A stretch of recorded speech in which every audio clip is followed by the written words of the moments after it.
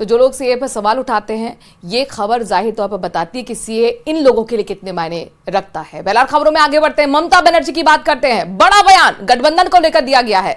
इंडी की सरकार बनी तो बाहर से समर्थन देंगे, लेफ्ट और कांग्रेस गठबंधन को असली मत समझिए। बंगाल में बीजेपी के साथ है लेफ्ट और कांग्रेस, ममता बनर्जी कह रही हैं।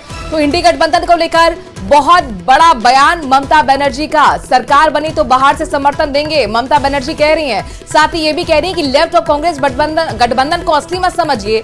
बंगाल में बीजेपी के साथ लेफ्ट और कांग्रेस है। हालांकि अपने दर्शकों को बता दें कि पश्चिम बंगाल में बीजेपी अलग है, लेफ्ट अलग है और कांग्रेस अलग है, लेकिन इन सबके बीच में ममता कह रही है कि बीजेपी के साथ लेफ्ट और कांग्रेस है।